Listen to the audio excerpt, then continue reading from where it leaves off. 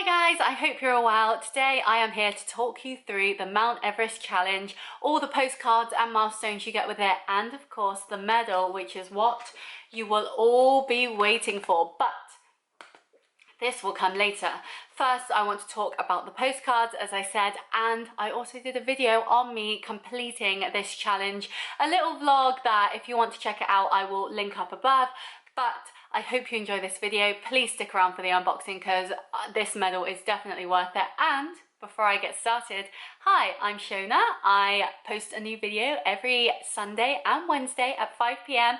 equating to either health, fitness, or food, which obviously food is the best bit out of that. So if any of that interests you, please subscribe because I'd love to see you around again. And of course, I talk a lot about the Conqueror challenges too. So if that is something that interests you, then I'm your girl. But before further ado, let's get into climbing Mount Everest. So we start first with our race bib up Mount Everest, and it seems it's going to be quite a congested journey because I am number 60,368 that has completed this challenge. And this one is 64 kilometers, which might not seem much, but when you remember that Mount Everest is 8,000 meters tall, it suddenly becomes a lot bigger of a challenge. And if you want to add a spin to this challenge, I didn't do this, but I have done an elevation challenge with Mount Everest before. You could always do your kilometers in terms of elevation instead of length. So can you imagine trying to climb 8,000 or even 64? Yeah, that'd be quite easy. So why don't you only add in the kilometers you do when you have an elevation that is going up? So anytime you have no elevation, those kilometers don't matter, but when you're climbing a hill, they certainly do, and you can get that feeling of virtually climbing Mount Everest too.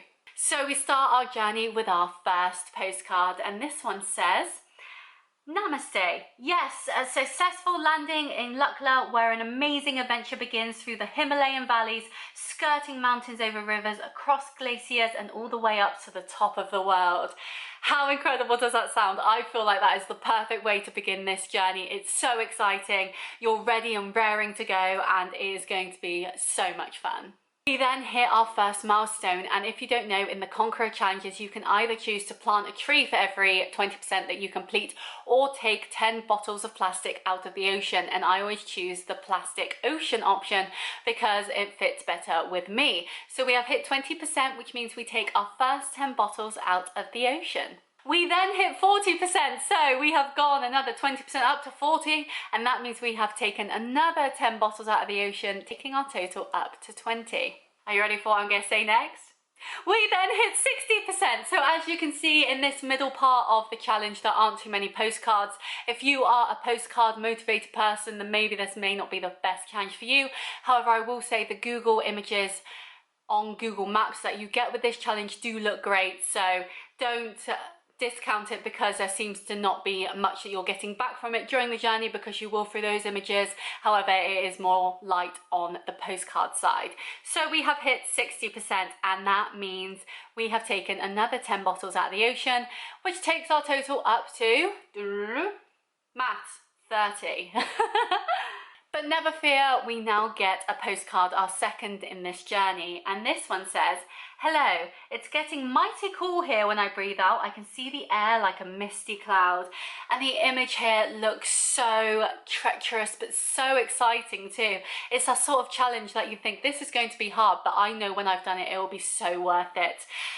I just hope we packed enough thermals to be able to withstand the cold.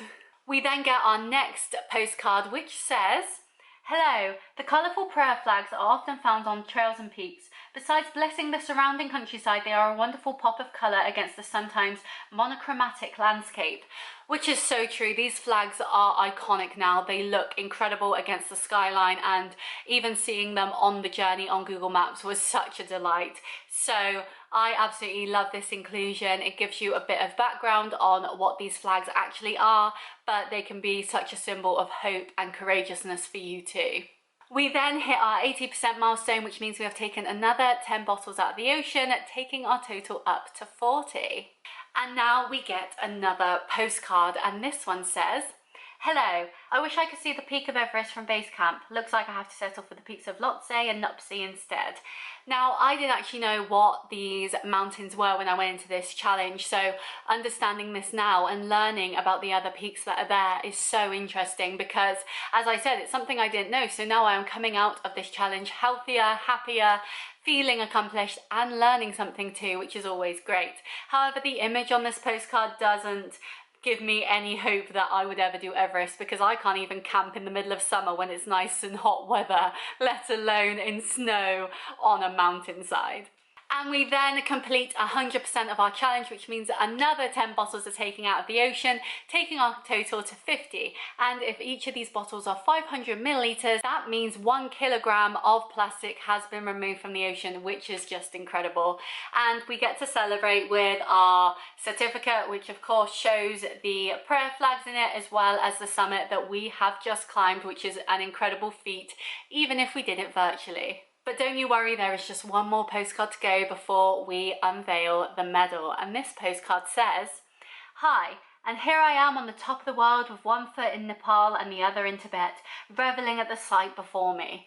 Can you imagine that? Maybe most of us won't climb Everest in our lifetimes, but just thinking about how incredible that would be definitely gives us the motivation to at least try something like that. Find a mountain range near you. My closest, I mean, I'm hoping to climb Snowdon soon, which should make a video if I'm able to, so keep an eye out for that. Make sure you're subscribed so you don't miss it. But even smaller mountains like that can still seem like a challenge to us normal people, and you can still feel as happy doing that as you would climbing Everest. But without further ado, let's get to the medal. So if you have not seen any of my other videos, one, what are you doing? Go watch them. And two, I will link them up below because I'm nice. And two, this is what you get in the post. So we get a virtually anything is possible sleeve with our lovely Landen to Shona Groats. Did I say it the right way around that time? I did. Lady on the back and some other medals that you could get. And you open it up like this. Oh, and here is the medal. Dun, dun, dun, dun. Ah, how exciting! So this is the Mount Everest medal, and the first thing you'll notice is it does have holes in it, which is different to other medals that we have got. And while this one doesn't have a secret to it in sense of hidden extras that you might get that we have seen in others, it is a really pretty medal. As you can see, the whole point is Everest here. You've got the flags at the bottom too, and a sign that says "Way to Mount Everest Base Camp," which I love. It just adds that extra touch. And then if we turn it over, we get to see a man here traveling. I mean, it could be a woman as well. Let's not discriminate. We see a person here walking up Everest. We can see the terrain here, which does look quite scary, to be honest with you. And again, the flags and the backside of Everest as well. And what I love about the ribbon is it has the flag colours too, which makes it all the more exciting and just pretty. It's just a very pretty medal. But yes, this is the Mount Everest medal. I absolutely love it. As I said, it is a simpler medal compared to others that we have got and I have reviewed, but I think that it is unique enough that it still is one of my favorites. I've had worse medals. I'll link, I hate to say it, but I'll link the English channel one up above because I really didn't like that medal. It was a shame. But this one, while being quite simplistic, I love the style of it. It's so pretty, and I will definitely put this on display with pride. But yes, that is the Mount Everest challenge. I hope you enjoyed this video. If you did, please give it a thumbs up and subscribe because I'd love to see you around again. I do videos like this all the time. Like every third video I think is an unboxing, so there's plenty more to be seen. But yes, that might have to change when I start doing longer journeys. But anyway, for now, I would love to see you again. Please leave in the comments if you are doing a Conqueror challenge currently and what one you are doing. I would love to know, and I will see you next time. Bye!